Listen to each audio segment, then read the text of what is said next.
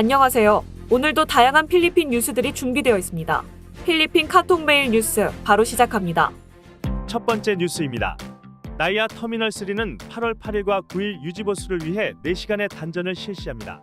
오전 7시부터 11시까지 공항 남쪽 부분과 제2활주로 변전소가 대상입니다. 터미널 3의 전기 시스템 개선을 위한 조치입니다. 그러나 이 단전 조치가 비행기 일정에는 영향을 주지 않을 것이라고 했습니다. 단전 기간 동안 발전기가 가동됩니다. 그러나 1층과 3층이 대체로 영향을 받습니다. 이곳은 에어아시아 사무실이 있는 곳입니다. 다음 뉴스입니다.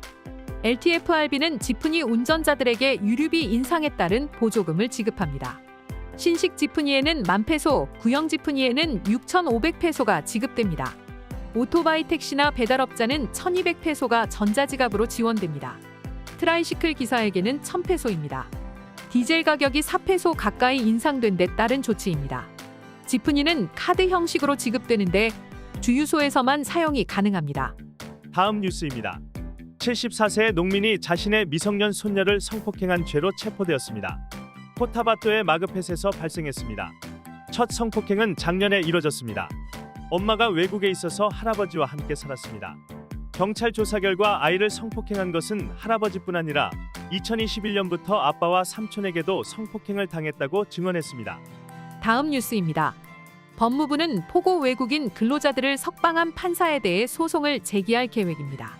MBI를 통해 고발이 진행됩니다. 이들을 석방하기 위해서는 추가적인 조치가 함께 되었어야 하는데 법원이 이를 지키지 않았다는 것입니다. 법원은 약 600여 명의 외국인 근로자를 석방했습니다. 지난 6월 27일 경찰은 1,534명의 필리피노와 1,190여 명의 외국인들을 구출한 바 있습니다. 경찰은 인신매매나 불법 고용을 적용했지만 회사는 이를 부인하고 있습니다. 다음 뉴스입니다. 재경부는 내년 예산의 기후 대응을 위해 5,434억 페소를 배정했다고 밝혔습니다. 전체 예산의 9.4%입니다. 필리핀이 기후변화의 영향을 더 많이 받기 때문에 많은 예산을 책정했습니다. 물 공급을 위해 2,944억 페소, 안정적인 에너지 공급을 위해 1,807억 페소, 식량 안보를 위해 401억 페소, 기후변화를 위한 스마트 산업 60억 페소 등입니다. 다음 뉴스입니다. 6월 필리핀 무역 적자 폭이 줄어들었습니다. 수입은 크게 감소하고 수출이 약간 증가한 데 따른 것입니다. 무역 적자는 39억 1,800만 달러입니다. 이는 5월에 44억 4,500만 달러보다 줄었습니다. 전년도에 58억 7,700만 달러보다도 적습니다.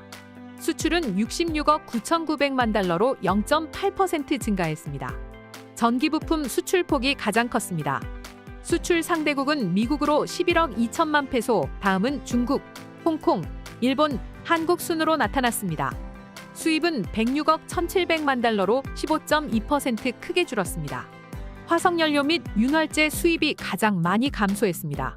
중국으로부터의 수입이 가장 크고 다음은 인도네시아, 일본, 싱가폴, 미국 순입니다. 다음 뉴스입니다.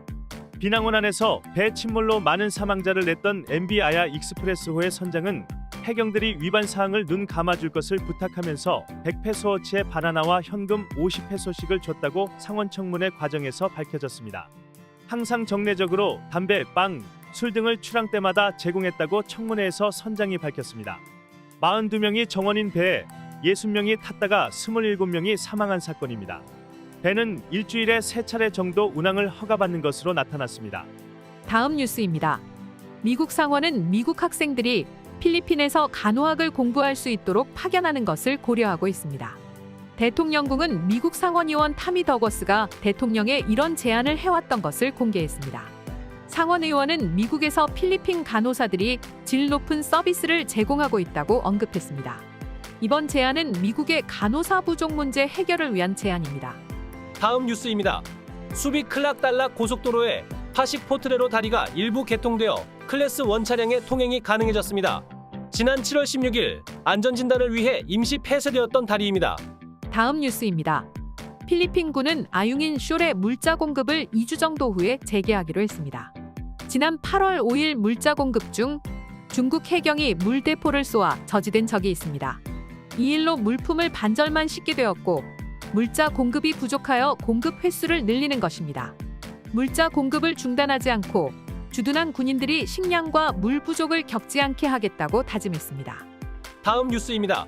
남섬 몬순이 지속적으로 루손섬에 영향을 준다고 기상청이 예보했습니다. 일로코스 노르테, 일로코스 수르, 아브라, 그리고 벵겟은 구름이 많고 국지적으로 소나기와 천둥 번개가 예상됩니다. 메트로 마닐라도 국지적 천둥 번개가 예상됩니다. 북부루소는 강한 바람과 높은 파도가 예상됩니다. 비사야스와 민다나오 지역은 바람이 잔잔할 것으로 예상됩니다.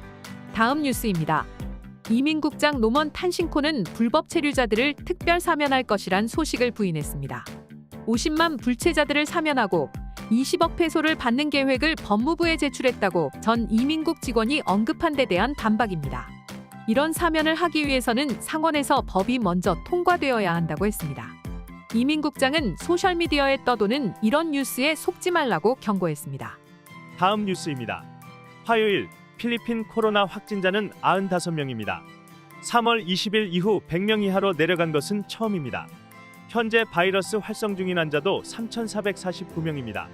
메트로 마닐라에서 발생한 지난 2주 동안의 총 확진자는 428명, 칼라바르존 287명, 센트럴 루손 234명, 서 비사야스 179명, 까가얀밸리 141명 등입니다. 지난 2주 동안 시티나 프라빈스 기준으로는 다바오시가 106명으로 가장 많고 라구나 프라빈스 99명, 해존시 88명, 까비떼 프라빈스 87명, 마닐라 72명 등입니다. 다음 뉴스입니다. 까비떼 이무스의 경찰 9명이 마약 용의자의 집에서 강도짓을 하고 직위해제되었습니다. CCTV를 보면 9명의 경찰이 집을 에웠습니다. 그리고 67세의 전직 교수인 레베카 카오일에 대한 체포 작전을 진행합니다. 몇 명이 체포하러 진입한 순간 밖의 경찰들은 주차된 오토바이를 만지작거리고 다른 경찰들은 오토바이 타이어와 바퀴 등 여타의 물건을 들고 집에서 나오는 것이 보입니다. 까비떼 경찰청은 이것은 분명한 강도짓이라면서 9명을 직위해제하고 조사하기로 했습니다. 아들에 따르면 노트북과 8만 페소 그리고 공구들도 훔쳐갔다고 합니다.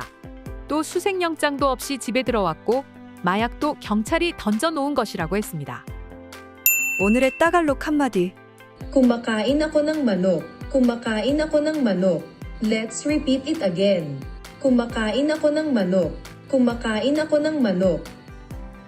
거만한 자를 책망하지 말라. 그가 너를 미워할까 두려우니라. 지혜 있는 자를 책망하라. 그가 너를 사랑하리라. 잠언 9장 8절 말씀입니다. 네, 오늘 뉴스는 여기까지입니다. 필리핀 뉴스룸의 구독과 좋아요는 더욱 좋은 뉴스를 전하는 데 큰 힘이 됩니다. 감사합니다.